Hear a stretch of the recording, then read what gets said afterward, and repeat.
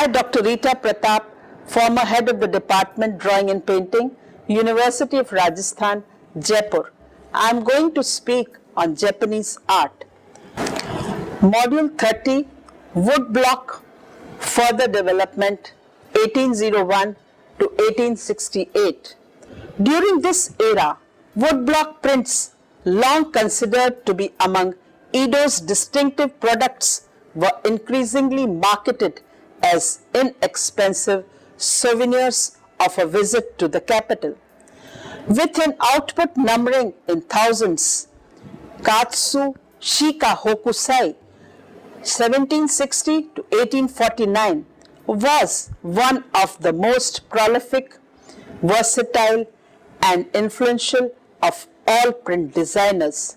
Hokusai intended his magna to serve as a source book for amateur painters and artisans, but its visual delights gained it a much wider audience. Artists in both Kyoto and Edo, including Masanobu and Okayo, had experimented with European techniques of spatial illusion, but none had done so.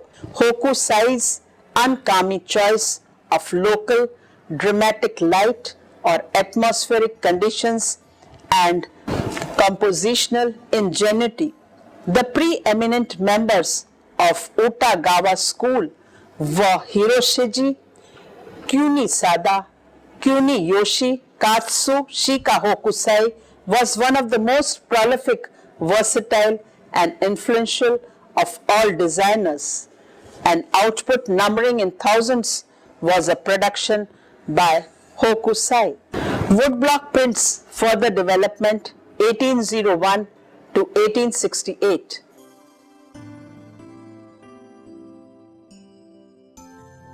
By the opening decade of the 19th century, nationwide travel for both business and pleasure was common among all classes.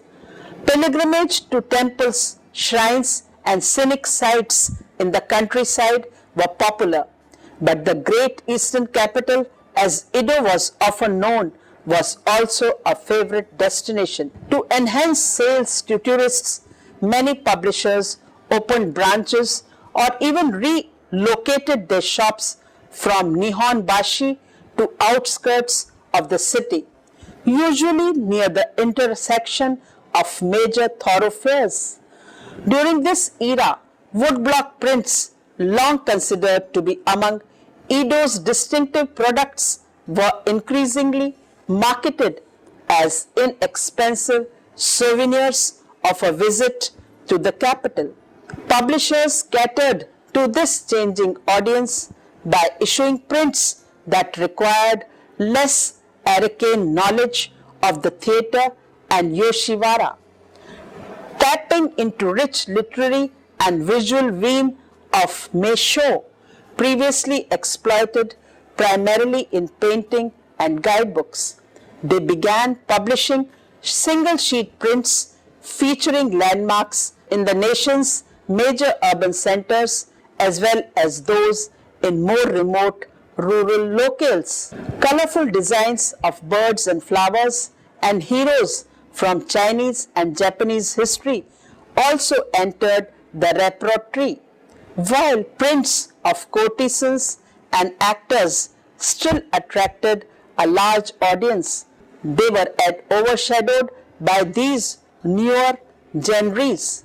The growing audience for prints is evident from the explosion in the number of artists and prints issued in the 19th century. The Utagawa school alone comprised hundreds of artists and the output of its preeminent members. Hiroshige, 1797 to 1858, Kunisada, 1786 to 1865, and Utagawa Kuniyoshi, 1797 to 1861, was prodigious. Earlier prints had been issued in sets of 10 or 12, but now sets ranging from 36 to over 100 became the norm. When a design was particularly successful, it was often recarved and reissued many times. With fashionable beauties and actors' portraits at its staple themes, the Japanese print reached its height in the late 18th century, leaving the pleasure haunts and the kabuki theatre, which had hitherto been their sources of inspiration, and to which their arts owes its name, ukiyo, painting of the floating world. The print designers turned now to a more stable world common to all men. The pioneer to this new venture was Katsushika Hokusai, 1760 to 1849, the Fond de Penniture, to whom Edmond de Goncourt paid homage so movingly. I was born at the age of 50, he liked to say, alluding to the long artistic pilgrimage that prepared the way for the flowering of his art at the end of the 18th century.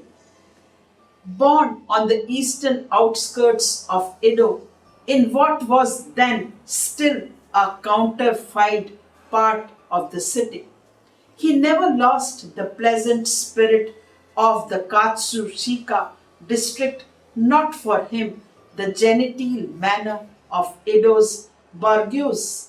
After trying several handicrafts, he entered the studio of Katsukawa Shunsho in 1778 and worked there for 15 years on actors, scroll paintings of the independent landscapes of Sheishu, sturdily built up with powerful brushwork of the decorative scenery of Sotatsu, composed of colored planes, and indeed it conjures up in the mind's eye the whole glorious part of the Japanese painting. Encouraged by the favorite reception of his prints, the red Fuji, the stormy Fuji, and a thunderbolt. The Fuji seen beyond a wave all belong to the first period of his series. Hokusai finished this mighty group of works in 1813 and through now over 70 embarked a new series even more grandiose, The 100 Views of Mount Fuji, published from 1834. With an output numbering in thousands, Katsushika Hokusai 1760 to 1849 was one of the most prolific, versatile and influential of all print designers. Over the course of his long career, in addition to producing single sheet prints, he illustrated novels, design books for craftsmen, and instructional manuals for amateur artists. He was also a great performer who on several occasions gave public demonstrations on his artistic skill by painting broad Digona Gyan half-length portraits of Bodhidharma, the Indian monk who reputedly took Zen Buddhism to China in the 6th century AD. Unfortunately, these colossal paintings are not among the huge corpus of the artist's painting that has been preserved. It is difficult to get a clear sense of the full scope of Hokusai's activity since he changed his name and his style every few years. He began his career designing actor prints under the name Katsukawa Shunro. Next, he produced prints of beautiful women and book illustrations. His use of the name Hokusai first occurs in a book celebrating the amusements of Edo, published in 1799. Hokusai maintained a long relationship with the writer Takizawa Bakin 1767-1848 and his imaginative illustrations for the latter's historical novels reveal a penchant for the bizarre and grotesque that would remain a distinguished feature of his art. Although he was not as widely traveled as his younger contemporary Hiroshige, in 1812 he visited Nagoya where he met Ira, the city's leading publisher. At his suggestion, Hokusai began preparing a series of sketchbooks, manga, containing perspective and often drew illustrations of every possible subject. Hokusai intended his manga to serve as a source book for amateur painters and artisans, but its visual delights gained it a much wider audience.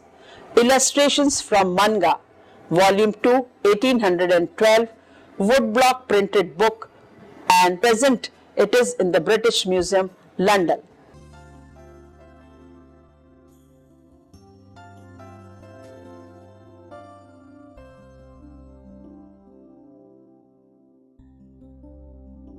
While Hokusai's manga enjoyed great success, his 36 views of Mount Fuji made the artist a legend in his lifetime. This series, which actually comprises 46 views, further stimulated the flourishing tradition of landscape prints. Mount Fuji in clear weather from the series 36 Views of Mount Fuji, 1830 to 1832, Oban woodblock print, and at present in Brussels.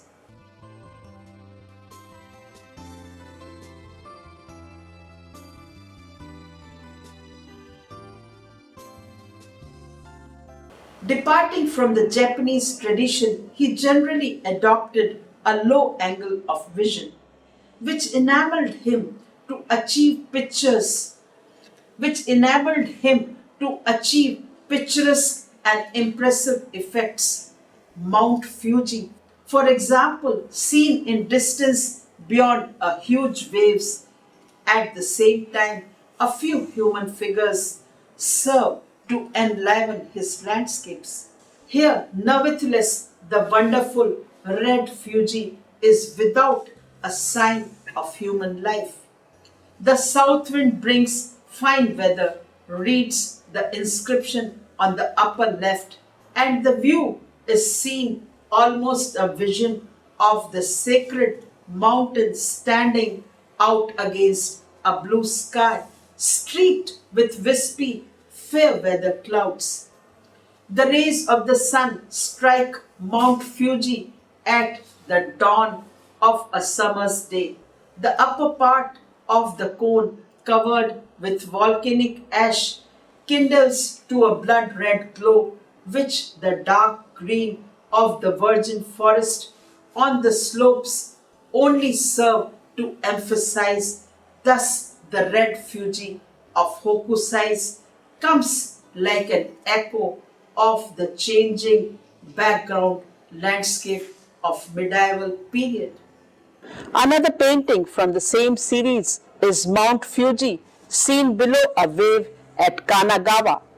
It is a full color print, woodblock print, and it is in the Museum of Fine Art, Boston.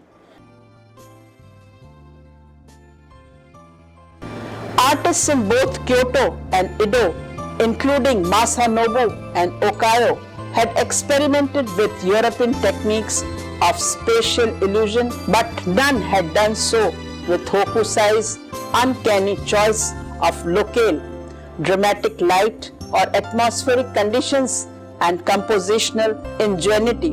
Hokusai was the Seishu of his day, drawing on a dazzling variety of sources and fired by extraordinary creative energy. As he himself noted, "From the age of 6, I have had a mania for sketching the forms of things. From about the age of 50, I produced a number of designs, yet of all I do prior to the age of 70. There is truly nothing of any great note. At the age of 73, I finally came to understand somewhat the nature of birds, animals, insects, fisher, the vital nature of grasses and trees. Therefore, at 80, I shall have made great progress. At 90, I shall have penetrated even further the deeper meaning of things. And at 100, I shall have become truly marvelous. And at 110, each dot, each line shall purely possess a life of its own. This was the translation by Richard Lane.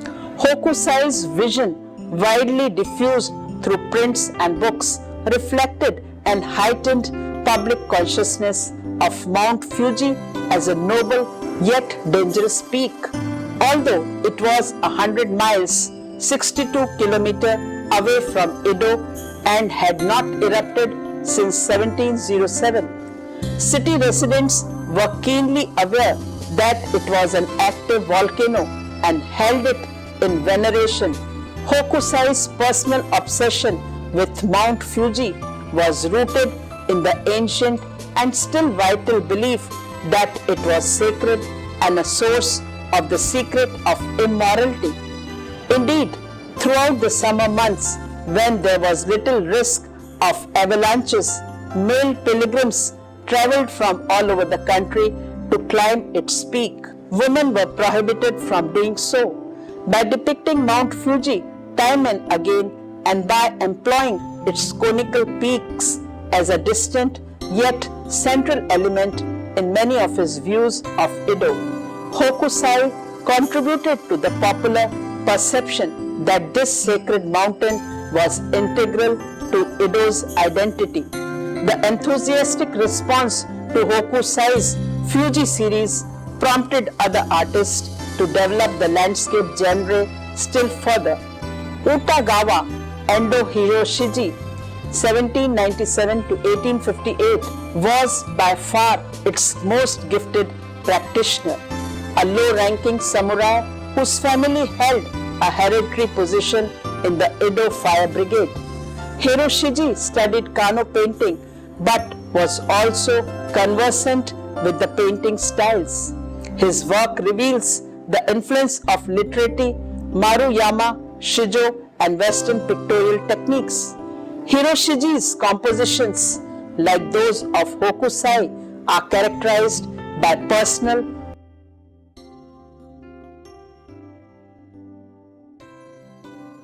often highly contrived sense of order.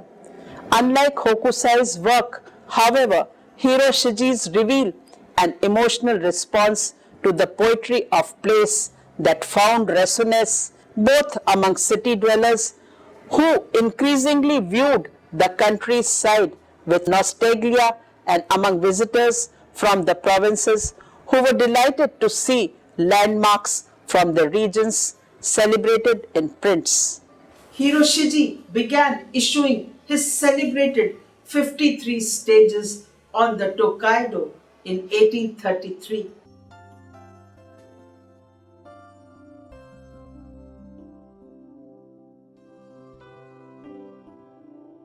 It is a color print and at present in the National Museum, Tokyo.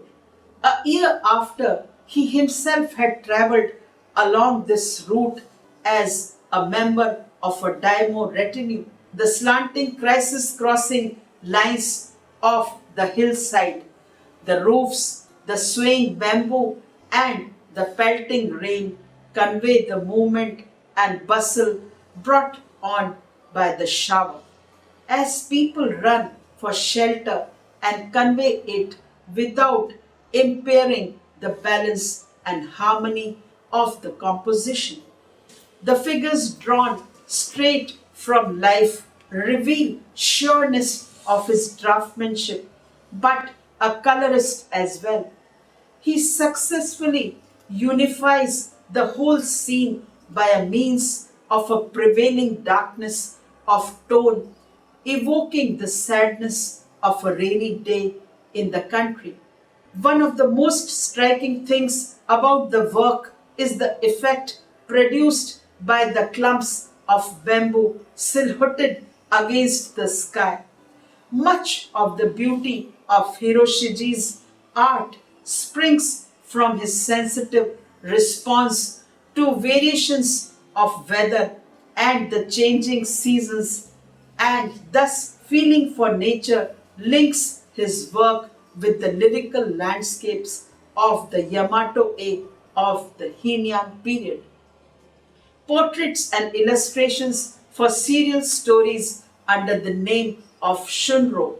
On the death of his master in 1792, he left the studio owing to a conflict with his colleague Shunko.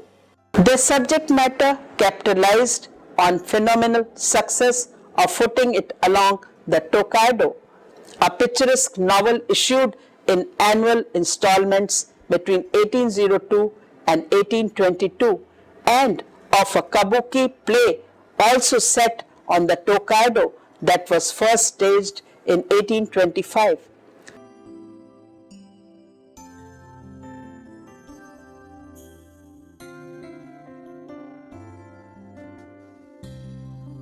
Hiroshiji's series was so successful that the artist reissued it in 3 versions, including one made jointly with Kunisada. He also designed another extended series devoted to the 69 stages of the Kisokaido Road, the inland route between Edo and Kyoto, as well as many smaller series highlighting provincial landmarks. Endo Hiroshiji's polychrome wood block print Snow at Kanihara from 56 stations of the Tokaido, 1853. Here in this print, the feeling of loneliness and quietude in the snow-covered pass at Kamahara.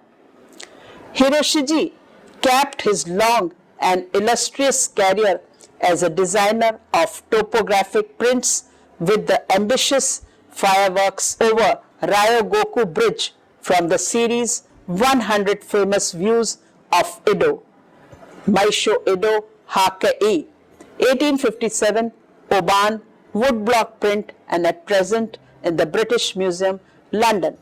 In this print, watching the annual display of fireworks from boats on the Sumida River was a highlight of the summer in Edo. Issued serially between 1856 and 1859, just as Japan was opening to foreign trade, their striking compositional effects and colors exerted a powerful influence on artists both in Japan and abroad.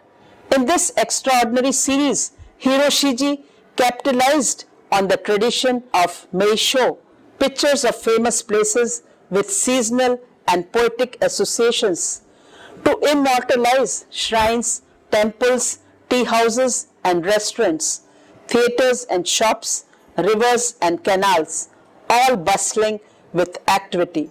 While accurately presenting topographic detail, the artist adopted unusual vantage points, seasonal allusions, and striking colors to invest scene with freshness and lyricism.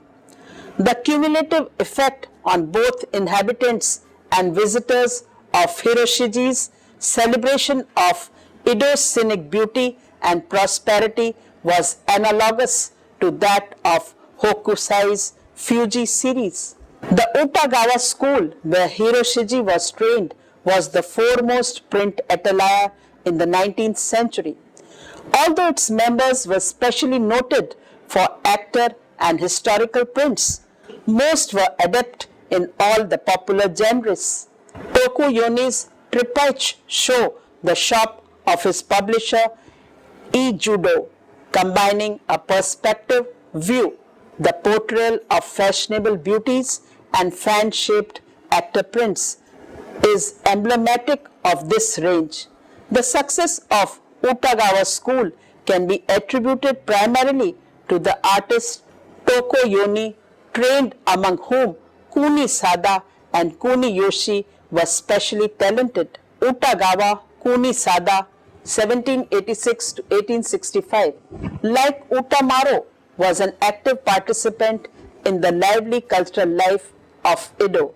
A stilled haikai and kaioka poet, he was a drinking companion of many of the literary luminaries of the day.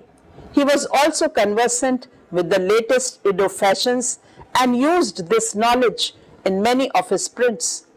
A tipsy courtesan from Fukagawa, 1829-30,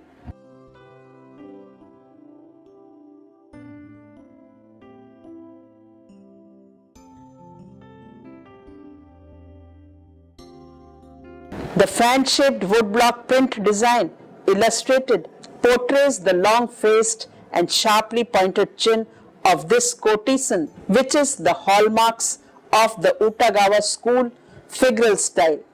This courtesan from one of the new unofficial brothel districts that emerged after Yoshiwara was destroyed by fire in 1812.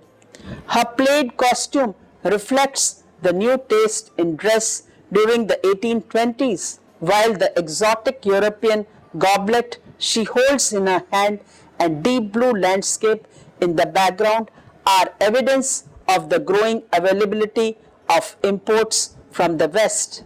The use of Prussian blue, a synthetic dye introduced from Europe, was in vogue among many printmakers in the 1830s and 1840s. Kuniyoshi Utagawa, 1797-1861, began his professional career in 1814 but remained overshadowed by Kunisada until 1827, when he began publication of a series of 108 prints featuring the heroes of Tales of the Water Margin, Sui Koden, Takizawa Bacon's immensely popular adaptation of a Chinese novel about a band of outlaws who forms a community on a mountain surrounded by a vast marsh. The publication of this novel in 1805 had ushered in a vogue for historical and legendary themes. Although Hokusai and Kunisada both produced illustrations, Kuniyoshi's composition pulsated with action of an intensity and ferocity more extreme than that of earlier designs. A woodblock print of Kuniyoshi, Foria Kuto Chojun, from the series of 108 heroes of the Sukidon, 1827 to 1830,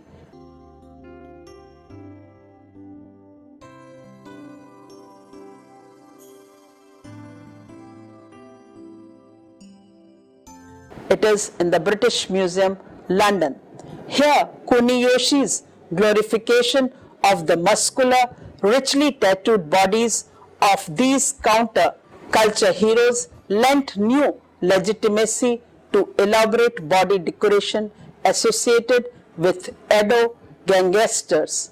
His exploitation of an aesthetic of depravity embodied in scenes of glory, erotic and sadistic brilliance, developed against a backdrop of increasing social and political instability in Edo.